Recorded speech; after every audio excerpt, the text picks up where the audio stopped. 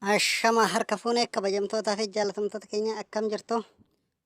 Har'allee qophii addaa qabannee dhiyaannee jirra. Hundi keessan akka nu hordoftan asumaan waamicha isiniif goona. Horroonni maamila keenya taata marhaba baga nagaan dhuftan isin jenna. Horroonni maamila keenya ta'in illee seenaa sabskiraayib laayik godhaa. Maaliif hagana turtan isin jenna koottaa seenaa isin jenna. Amma qophii addaa qabannee jirra. Qophii keenya keessatti waa'ee hiriira nagaa qeerroon Oromiyaa hundi yaaman asumaan isiniif himuuf deema. Qabxiilee 10 kan of keessa hammatu akka 11 akka hammatee jiru isiniif gabaasa. Tokkoffaan isaanii hiriira nagaa qeerroof qarree waamicha guyyaa sanbata diqqaa ta'uun beekamee jira. Guutuu Oromiyaa keessatti hiriira nagaa kan waamame dhaadannoo dhageessifachuuf jedha. Gaafiin tokkoffaan hidhamtoonni siyaasaa hundi akka gallakkifaman. Lammaffaan ajjechaan Haacaaluu qaama walaba ta'een akka qoratamu. Sadaffaan waajjirri ABO'f KFO akka banamee hojii eegalu. Arfaffaan filannoon Oromoon keessa hin jirre Oromiyaa keessatti hin geggeeffamu. Shanaffaan jijjiirama dhiiga keenyaan finne dabarsinee hin laannu. Jahaffaan cunqursaan kaleessa keessa darbine nutti hin deebi'u. Torbaffaan filannoon sobaa irraa Oromoo keessatti hin hirmaatu. Saddeettaffaan sirna naafxanyaa nurratti hin deebi'u.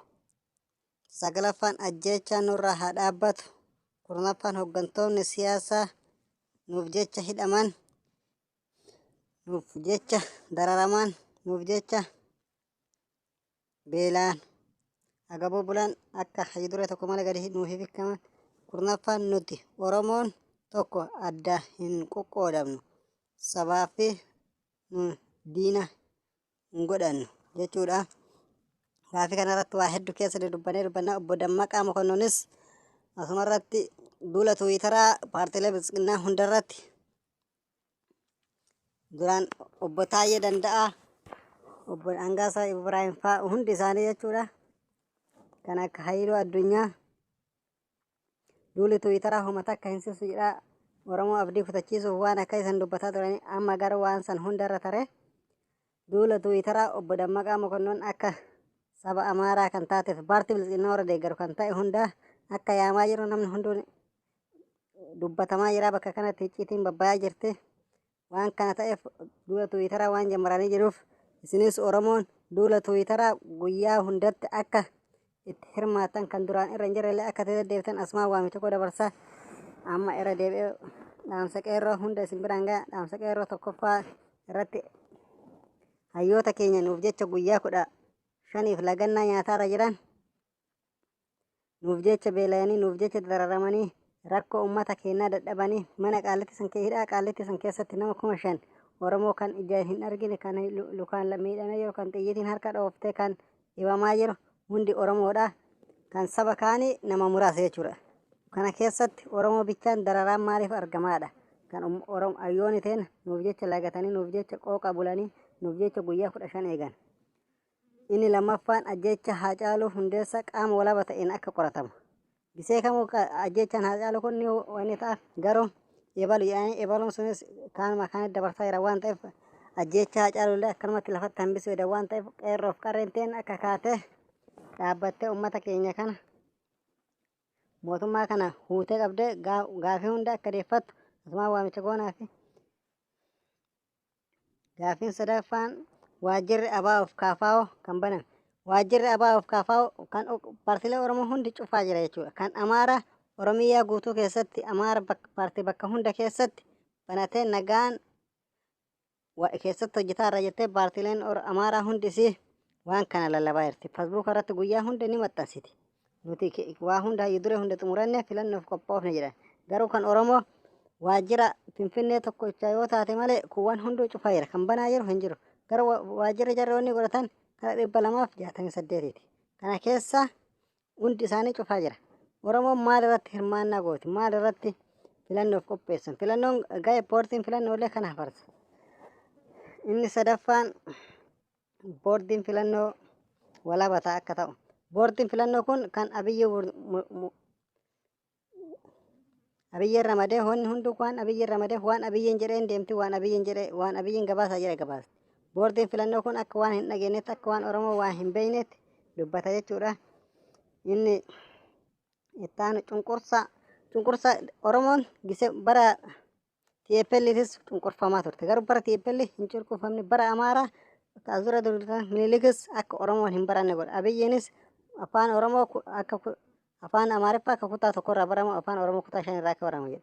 Afaan Amaariffaa deebisuuf gisee duraa tattaafate garuu hayyootaa fi Oromoo wajjin gisee awwalaa duubatti deebi'ee jira. Ammas karma san hayyoota teenna fixee hooggantoota keenya hunda fixee Oromoo gaafsan namni dubbatu hin jiru. Oromoon Jawaariin fa'aayyuu homaa hin goone jetti. Hayyoonni kuwwan illee Oromoon homaayyuu miti jetti. Bas waanuma abiyyiin jetti mootummaan jedha jala deema jechuudha. Kanaafuu Oromoon keenya kaanee seenaa keenyaaf aadaa keenyaaf afaan keenyas Oromummaa keenyas itti hiffatuuf diina afoo dhaabanneeti ofirraa buqqisuu qabna. Inni attaan sirna naafxanyaa nurratti deebi'aa jiru. Dhugaadha naafxanyaa nurratti deebisaa jirti. Nurra deebisuu irraa ofiikin hiriira baatee waan feete uffattee alaabaa feete qabattee hiriira baati. Nuti immoo yoo alaabaa dhiifnee carqii keelloo uffannee ni hidhamna mana barumsaa irraa ni ari'amna barattoota keenya ni ari'amna akka horiitti bakka tokkotti finnaa. Kanallee nu fixanii nurraa kanallee ofirraa baasuuf Oromoon keenya kaanee tokkummaan osoo amantiif kutaan waliin qoqqoodiin diina dura dhaabbatuuf waamicha dabarsanii jiranii hayyootaa fi qeerroonni Oromoo hundi hooggantoonni siyaasaa keenya nuuf jecha dararamanii nuuf jecha biyya alaatii galee kunis biyya keessatti obbo Baqqalaa Garbaa fa'a xiqqaatu akka garuu of beeketti Baqqalaa Garbaaf Mararaa Guddinaa fa'aati manuma hidhaatittiin beeka gisee awwalaa angaroo haga ofii kiyyaa beeketti akkasuma beekee nuuf jecha hidhamanii nuuf jecha gamdararamanii Jawaaras nuuf jecha nu abdatee waa hunda guuttatee kara biyyaa deebi'e jechuudha. Oromoon kana hundaa dhaga'ee kana hundaa beekee hooggantoota keenya akka osoo lubbuun jiran akka nuuf baasan obbo Gammachuu Ayyaanoo waggaa meeqa dararamaa ture beelaa fi dheebuun keessa ture ammallee deebi'ee haga bakka abiyyiin aangoo qabate xiqqaatumarraa torbaffamu akkami kan hidhame ammoo baasan ammoo hidhan.